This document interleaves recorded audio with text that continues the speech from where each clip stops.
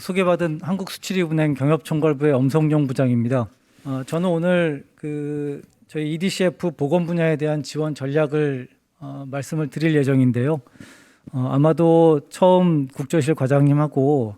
우리 코피의 부장님 말씀하신 그 내용들을 들었더니 더욱더 저희 수출입은행이 앞으로 어떻게 이 보건 분야에 대한 지원을 하면 좋을까라는 그런 생각에 대해서 그런 생각이 많이 드네요. 오늘 제가 EDCF 보건 분야 지원 전략은 크게 저희 최근에 국제 동향하고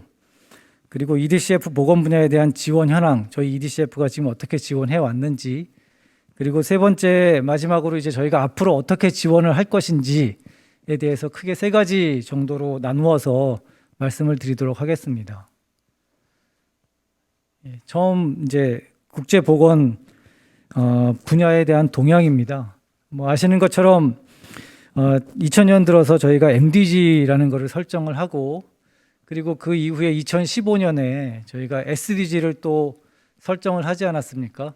그런데 아시는 것처럼 MDG에서도 사실 보건 분야에 관해서는 많은 목표들을 별도로 설정을 해서 운영을 해왔습니다.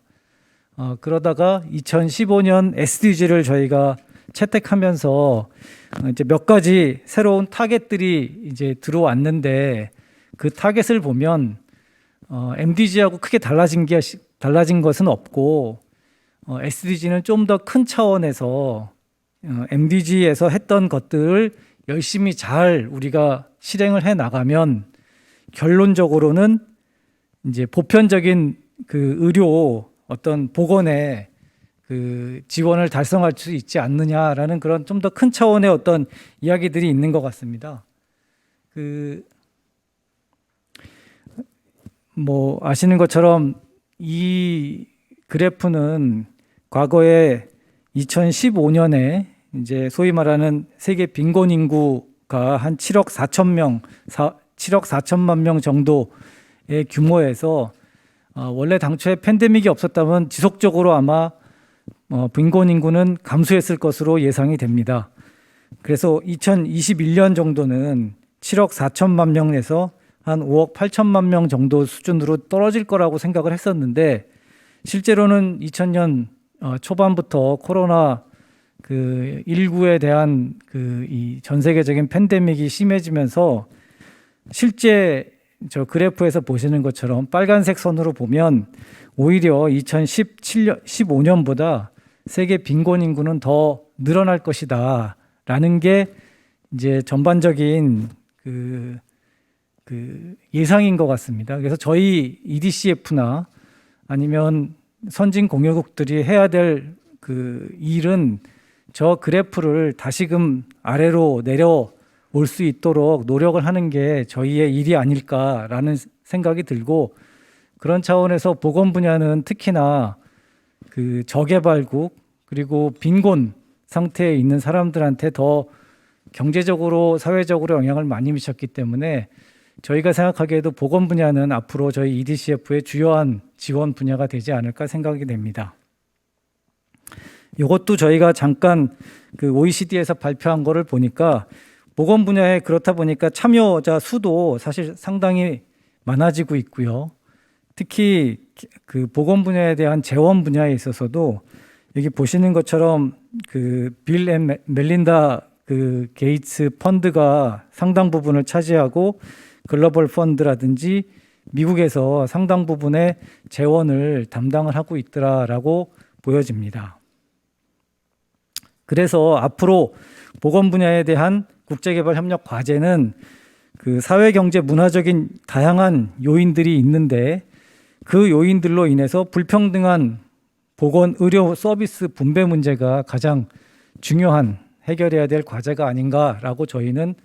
알고 있습니다. 그 분야에서 지금까지 저희 수출입은행의 EDCF가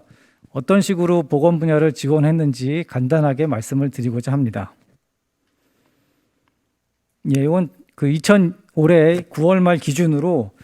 사실상 보건 분야는 저희 EDCF가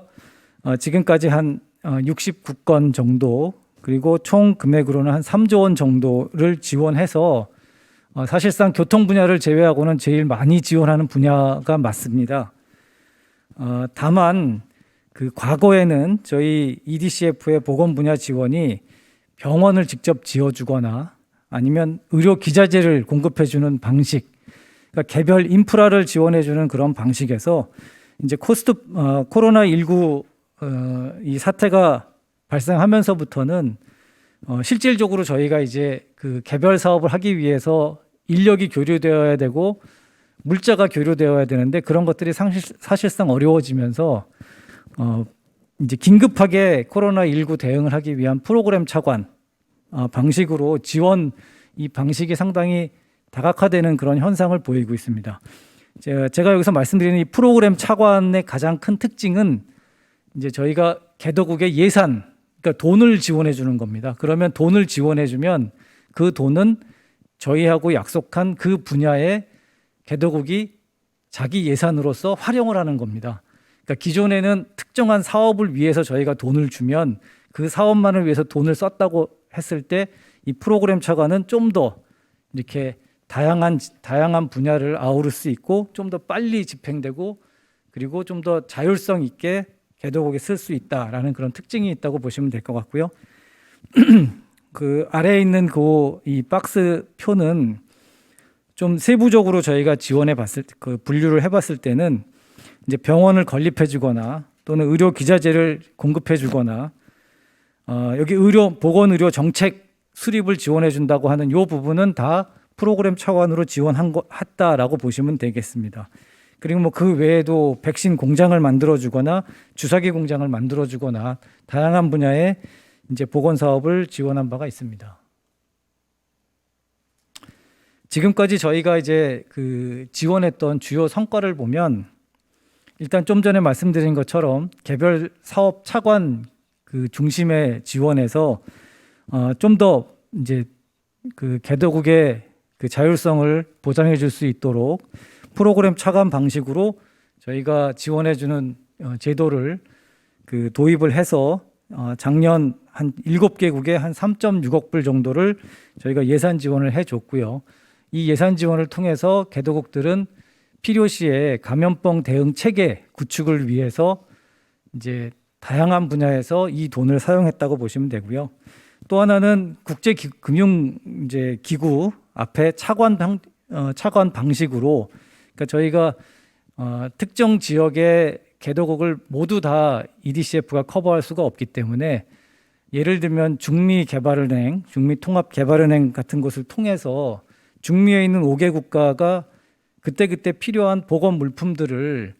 이제 전대 방식으로 저희 수출입은행, 저희 EDCF는 까베이라고 하는 중미통합은행에 5천만 불을 돈을 대여를 해주고 그 5천만 불은 그 중미에 있는 5개 국가들이 자기가 필요한 보건 물품들을 그때그때 살 수 있는 그런 방식으로 저희가 지원을 해준 경우도 있고요. 또 이제 기자재 차관 같은 경우는 이제 의료 기자재를 이제 그 나라가 필요한 의료 기자재를 저희가 긴급하게 살 수 있는 이 돈으로서 작년에 이제 한 12개국에 한 4.9억 불 정도를 지원해 준 바가 있고, 또 마지막으로 작년에 이제 어떤 그런 코로나 팬데믹 상황으로 개도국들의 이 예산 그 재정 상황이 안 좋아졌기 때문에 뭐 아시는 것처럼 유상 차관은 뭐 제일 큰 무상 지원하고 그랜트하고 가장 큰 거는 지원했을 때 그 지원 금액의 원금과 물론 거의 뭐 필요한 경우는 저희가 무이자로 대출도 해주지만 일정 부분의 이자를 저희한테 갚아야 됩니다. 근데 그런 이자를 저희가 이제 작년 코로나 상황으로 인해서 상환 유예 조치 같은 그런 것들을 이제 작년에는 많이 했습니다. 그게 작년에 한 600억 정도의 이자를 이제 원래 받아야 되는 걸 이제 안 받은 그런 상황이라고 보시면 되고요. 요거는 이제 사례 몇 가지를 좀 말씀드리면 우선 첫 번째 국제기구 협력 사례로서 IDB, 그러니까 남미 개발은행이죠. 그 IDB하고 저희가 프로그램 차관을 같이 협조영자를 했는데 똑같이 그 예산 지원을 하는 그런 차관이지만 이제 파라과이라는 나라를 대상으로 해서 그 코로나19 긴급 대응을 위한 정책 과제 수립하고 그리고 재정 관리 프로그램을 위해서 총 2억 1천만 불 정도의 사업을 IDB가 구상을 함에 있어서 저희 EDCF도 함께 5천만 불을 협조융자를 해줌으로써 이제 우선적으로는 이 파라과이 정부가 이제 코로나 보건 위기 대응을 위한 이제 뭐 그 체계를 수립하거나 사람들을 공무원들을 뽑거나 하는 그런 데 예산을 활용하고 또 포스트 코로나 이런 포스트 코로나 대응을 위한 그런 필요한 예산을 활용했다고 보시면 되고요. 그 두 번째 그 전대 차관은 조금 전 말씀드린 것처럼 그 중미통합은행 그 까베이 앞으로 저희가 5천만 불 그 마스터 대출을 해준 이후에 이제 온두라스, 도미니카 공화국, 코스타리카, 엘살바도르, 과테말라 이 5개 중미 국가가 그때그때 필요한 긴급 대응 물품이라든지 아니면 뭐 방역 물품 같은 거를 이 자금을 통해서 구매할 수 있도록 저희가 이제 대출을 해줬다고 보시면 되겠습니다. 그리고 또 하나의 이제 보건 의료 패키지 사업으로 말씀드릴 수 있는 게 이거는 이제 AFDB 아프리카 개발은행하고 저희가 협조융자를 통해서 한 건데 이것도 이제 작년에 일어난 일입니다. 아무래도 작년은 저희 EDCF도 현장을 직접 갈 수가 없는 상황이라서 주로 MDB들이 접근할 수 있는 현장에 접근할 수 있는 그런 거를 활용해서 저희가 많이 한 것인데 일단 그 코로나19 대응 긴급 프로그램 차관이라고 해서 4천만 불 그 저희 EDCF에서 4천만 불을 지원을 하고 그리고 그 에티오피아 정부는 그 여기 보시는 것처럼 보건에 있어서 코로나 대응 전략 이제 감염병 대응 전략을 마련하는데 이 4천만 불을 활용을 한 이후에 추가적으로 이 대응 전략에 따라서 이제 필요한 의료 기자재를 확인하고 선정을 한 이후에 저희가 다시 추가적으로 3천만 불을 이제 의료 기자재 공급 사업으로 지원을 해줌으로써 전반적으로 봤을 때 총 이제 한 27개 종류의 이제 그 응급 그 의료 센터 장비라든지 진단 장비라든지 뭐 그 촬영 장비 그리고 소모품 그리고 방역 물품 이런 것들을 이제 활용한 경험이 있습니다. 뭐 지금까지 저희 EDCF 보건 분야 지원 그 현황을 잠깐 말씀드렸으면 이제 마지막으로 저희가 앞으로 보건 분야는 어떻게 더 지원을 강화할 것인지에 대해서 말씀을 드리고 발표를 맺도록 하겠습니다. 일단 맨 처음에 보여드린 것처럼 저희 SDG의 그 가장 큰 목표 중에 하나인 보편적 의료 보장을 달성한다라는 그런 그 비전을 저희 EDCF는 보건 분야에서 갖고 있고요. 그 비전을 달성하기 위해서 개도국 주민의 보건 서비스 접근성 및 보건 의료 서비스의 품질을 제고하겠다라는 그런 미션을 저희는 제정하였습니다. 이 미션과 비전과 미션을 달성하기 위해서 크게 3가지 저희 이행 전략, 이행 방안을 갖고 있는데 우선 첫 번째는 지원 규모를 좀 확대할 것이고요. 두 번째는 지원 방식을 다각화할 예정입니다. 그리고 마지막으로 EDCF 혼자 할 수 있는 일이 아니기 때문에 다양한 분야하고 파트너십을 강화할 그 3가지 이행 방안을 저희는 갖고 있습니다. 이 3가지 이행 방안을 좀 더 좀 더 자세하게 말씀을 드리면요. 일단 지원 규모 확대 측면에서는 2020년에 저희가 그 보건 분야에 지원한 그 금액의 총액이 한 4억 불 정도 됩니다. 이거를 2025년까지 한 10억 불 정도로 2.5배 정도 확대하겠다라는 게 가장 큰 지원 전략 중에 하나고요. 그러기 위해서 뭐 프로그램 차관, 과거에 개발 사업 차관 중심으로 그 지원하던 방식을 프로그램 차관, 기자재 차관, 섹터 개발 차관, 개발 사업 차관 등 다양한 방식으로 저희가 지원을 하려고 하고 있고 또 코로나19 상황이 이번에 그 진정이 되더라도 향후에 또 어떠한 긴급 재난 상황이 발생할지 모르기 때문에 긴급 재난 대응 차관 방식도 새롭게 저희가 도입을 했습니다. 이 방식은 저희가 차관 한도를 설정해 주고 나면 개도국이 만약에 어떤 재난 상황이 발생했을 때 개별 사업을 바로바로 자신들이 선정하고 저희한테 요청했을 때 저희가 바로 구매라든지 지출을 승인해 주는 형식으로 해서 저희가 희망하고 있는 것은 보통 저희가 개별 사업 차관을 하게 되면 그 개별 사업들이 이거를 지원하는 것 타당한지에 대해서 검토하고 feasibility 타당성 검토를 하고 또 그 검토 내용에 대해서 수원국과 협의를 하고 하는 그런 아주 지난한 과정을 통해서 보통 한 3년 정도, 그러니까 처음 사업의 아이디어를 저희한테 얘기했을 때부터 실제 지원이 돈이 집행되는 데까지 한 3년 정도의 시간이 걸린다고 하면 이 긴급 재난 대응 차관을 한도를 설정하고 나면 그 한도 내에서는 3년이 아니라 한 3개월에서 4개월, 늦어도 한 6개월 이내에 바로 집행까지 될 수 있는 그런 이제 제도라고 보시면 되겠습니다. 이런 식으로 저희가 지금 지원 규모를 확대하고 지원 방식을 다각화한다는 차원에서는 기존의 종합병원 건립사업이라든지 기자재 공급 등 인프라 구축 중심의 어떤 개별 사업 차관을 중심으로 저희가 지원했다고 하면 앞으로 이제 개도국의 수요에 맞는 맞춤 지원 체계를 이제 가지려고 하는데 일단 제도 개선과 감염병 대응 체계 구축과 같은 제도적인 문제들은 저희 프로그램 차관으로 예산 지원 형태로 좀 지원을 하고 이웃단에 필요한 뭐 병원을 짓는다든지 병원 정보 시스템을 도입한다든지 이런 뭐 ICT와 보건이 융합된 그런 이제 실제 건물들을 짓는 것도 저희가 지원을 하고 또 더 나아가서는 이제 약학대학 설립이라든지 뭐 의과대학의 부속병원 같이 그 나라의 의료 인력을 키우고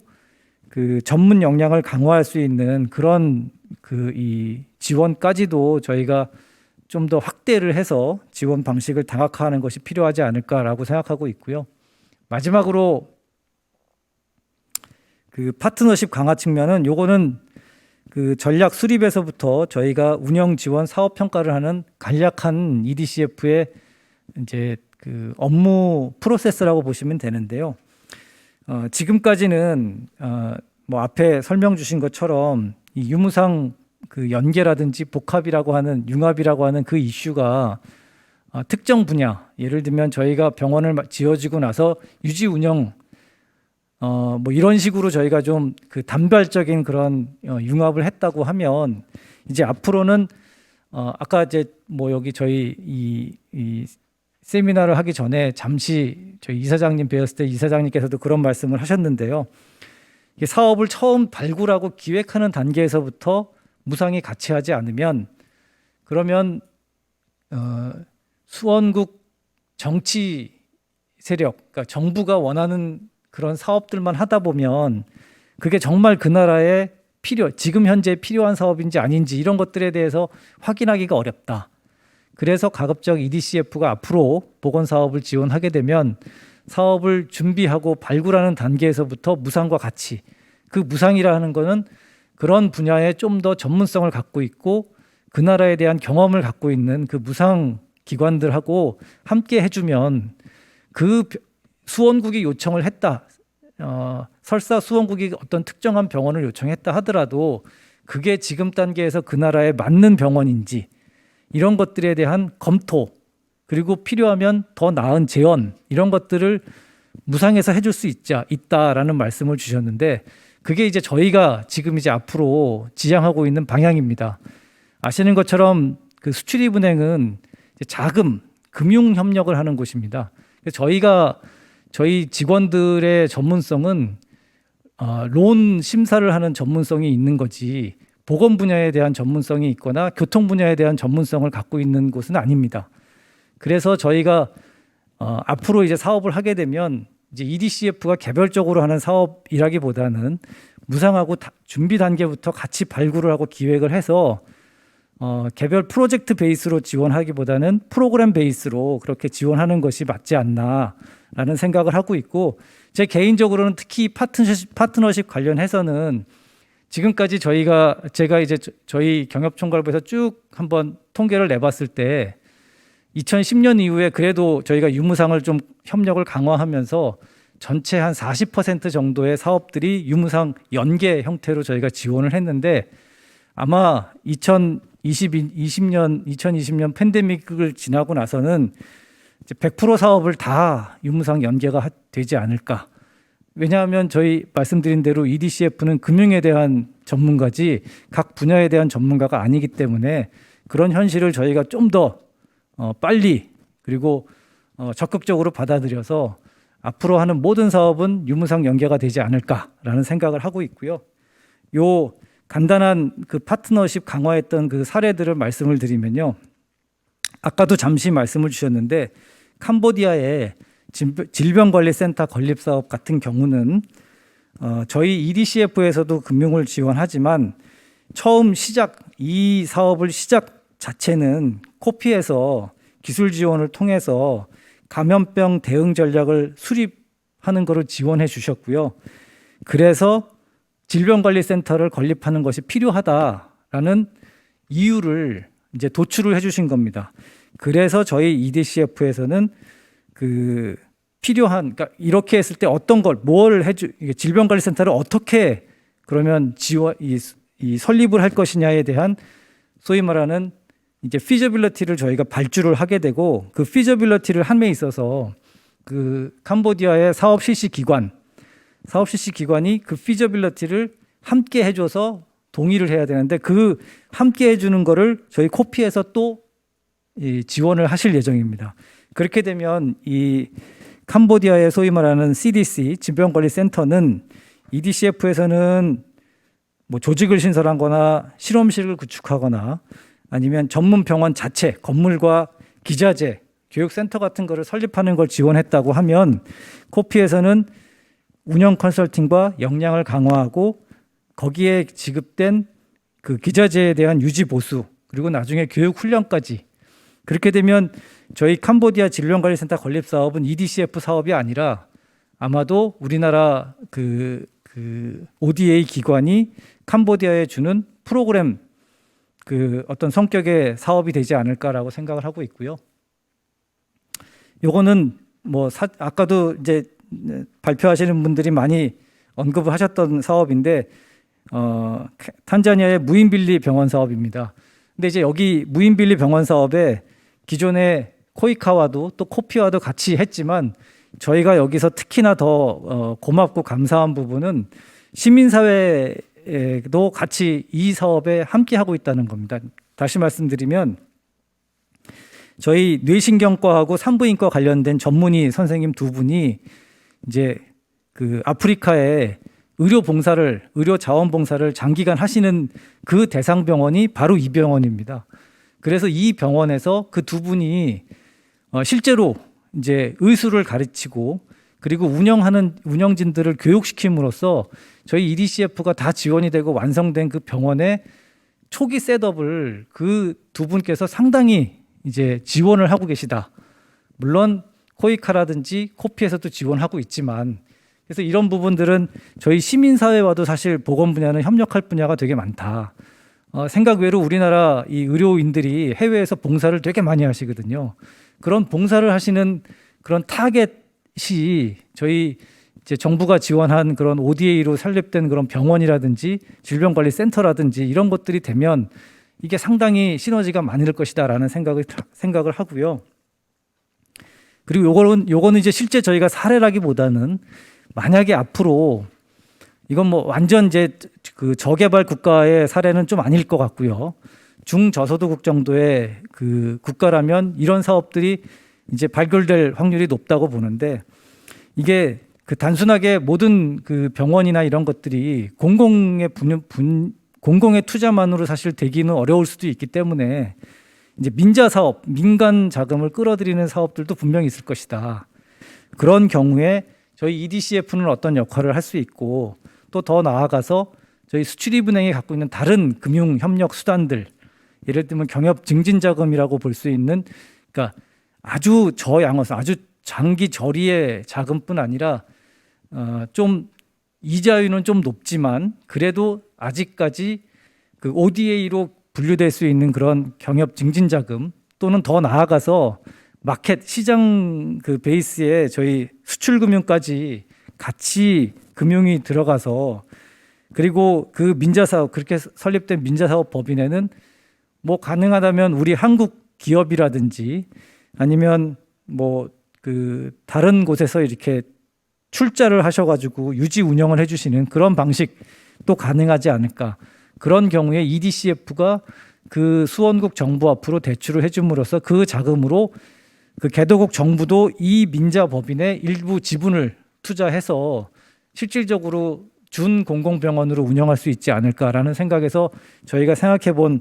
그 프레임입니다. 예. 그리고 마지막으로는 사실 국제 NGO하고도 저희가 요즘 좀 그 논의를 하고 있는데 예를 들면 이제 저희 EDCF에서 수원국의 어떤 특정한 사업을 지원해 줌에 있어서 사전에 그 무상기관 그러니까 뭐 사실은 이제 뭐 저 무상기관에 뭐 빌 앤 멜린다 게이츠 파운데이션 같은 데가 해당이 될 텐데 생각보다 그 빌 앤 멜린다 게이츠 파운데이션은 상당히 큰 규모의 보건 그 원조를 하고 있습니다. 그래서 그쪽에서도 그 보고 있는 예를 들어서 특정한 그 나라의 특정 사업에 저희 EDCF가 지원을 해서 사전에 어떤 합의된 트리거 인디케이터를 저희가 합의할 수 있다면 예를 들어서 그거를 영아 사망률로 할 수 있다면 기존의 영아 사망률보다 훨씬 더 기존의 뭐 15% 영아 사망률을 5% 달성하는 것이 목표다라고 했을 때 실제 그 목표가 EDCF가 지원한 보건의료 분야 사업으로 달성이 되면 그 이자라든지 일정 부분을 그 빌 앤 멜린다 게이츠 파운데이션에서 그 수원국 정부를 대신해서 납부해주는 그런 방식입니다. 그러니까 이거는 사실 이런 방식은 한 번도 해본 적은 없는데요. 저희가 한번 그 빌 앤 멜린다 게이츠 파운데이션에 문의를 해봤을 때 뭐 적극적이진 않지만 이런 방식이 가능하다라는 그런 이야기를 해서 저희도 한번 계속적으로 발전, 디벨롭을 시켜서 한번 이런 사례들도 한번 만들어 보려고 생각하고 있습니다. 그러니까 저희가 지금 생각하기에 보건 분야는 다른 어떤 인프라 분야보다도 그 전문성을 갖고 있는 무상기관들과의 협력이 상당히 중요하다라고 저희도 인식하고 있고 그런 차원에서 오늘 뭐 저희 코피하고 저희가 같이 이 세미나를 개최하는데 앞으로 이제 저희 모든 EDCF의 이 보건 의료 사업의 feasibility, 그러니까 사업 타당성 검토를 발주할 때는 저희가 그 다 사전에 알려드릴 겁니다. 사전에 다 알려드릴 거고 알려드리면 그 사업에 아까 잠깐 소개해드린 것처럼 해당 수원국의 사업 실시 기관에 대한 지원을 하실 수도 있고 처음부터 그러면 이 사업을 어떻게 디자인하는지를 함께 하시는 거고요. 그리고 사업이 실제 이행되는 과정에서는 그 프로젝트 매니지먼트 이 역할까지 사실은 하실 수 있을 것 같고 향후에 이게 완공이 돼서 유지 운영 그리고 더 나아가서는 그 교육 뭐 저희 이제 유상 차관이 커버하기 어려운 부분 아까 말씀드린 것처럼 유상은 저희가 돈을 빌려주는 거기 때문에 돈을 빌려받은 이 돈을 이렇게 그 대출을 받은 수원국에서 자기네 유지 보수라든지 교육 훈련까지 대출을 받아서 하겠다 사실 이런 의사결정은 잘 안 합니다. 그러니까 그런 부분들은 사실 저희 무상기관하고 함께 하는 게 저희 EDCF 사업이 단순하게 EDCF 혼자만의 사업이 아니라 우리나라를 대표하는 그런 사업으로 확대 발전되는 계기가 되지 않을까라고 생각을 하고요. 예, 이상으로 제 발표는 마치도록 하겠습니다. 감사합니다.